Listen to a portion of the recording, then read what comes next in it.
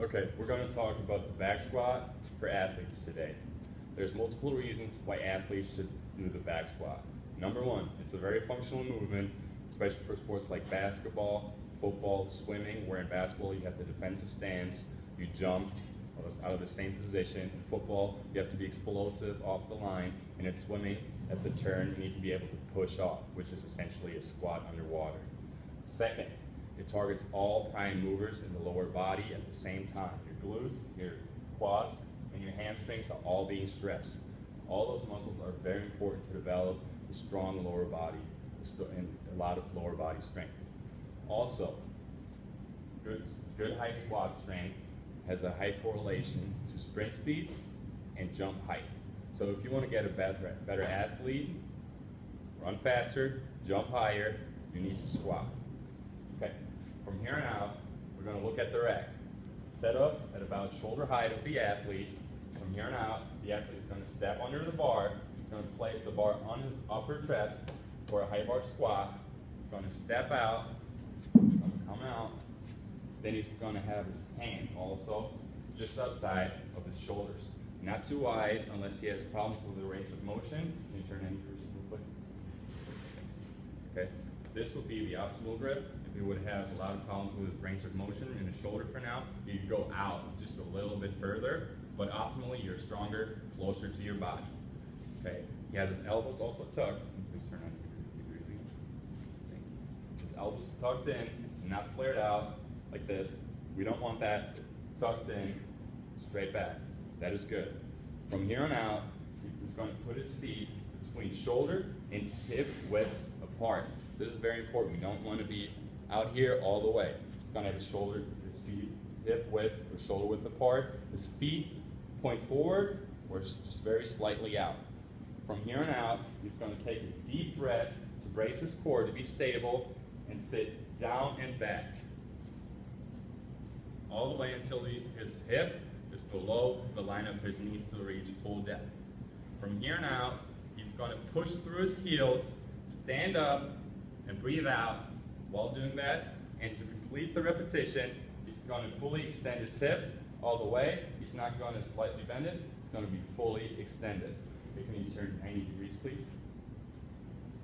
We're just going to look some more at his stance.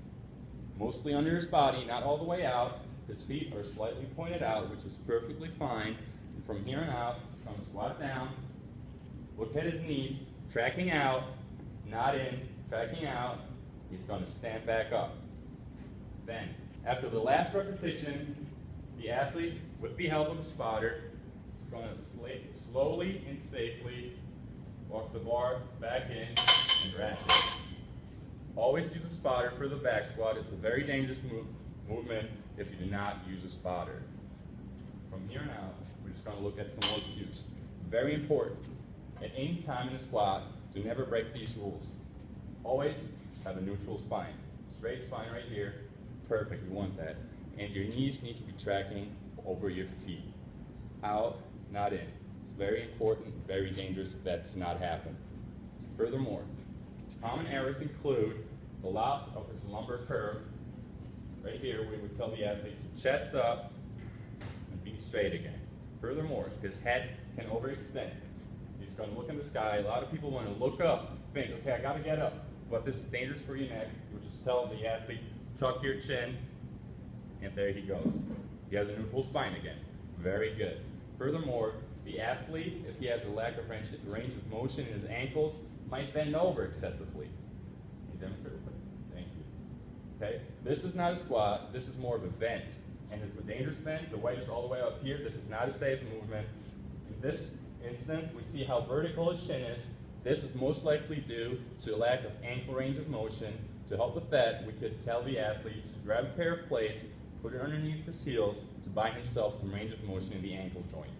Furthermore, if he lifts the heels off the floor when he's squatting, another indicator that we have trouble with range of motion in the ankle joint, we can either limit the depth of the movement or put some plates under the heels. And then also, the athlete just generally does a good job, but he doesn't reach parallel or below parallel. We can always tell him to go lower, but if he can't go lower, because any of the other performance factors are not reached, then we can tell them, okay, go as low as you can while maintaining a straight spine, meeting all the other criteria, and work on your hip and ankle range of motion, which are most likely the problem. Then furthermore, last but not least, a lot of times people have unilateral differences in their squat.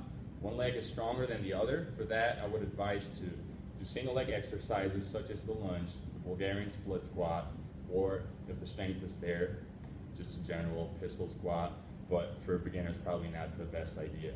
And furthermore, if the athlete is new to squatting, new to strength and conditioning, there's most likely a lack of strength and coordination. It might be easier to teach an athlete the squat with a dumbbell in the goblet squat, then move to the front squat, which also is going to help the athlete to remain more upright, and then eventually move to the back squat.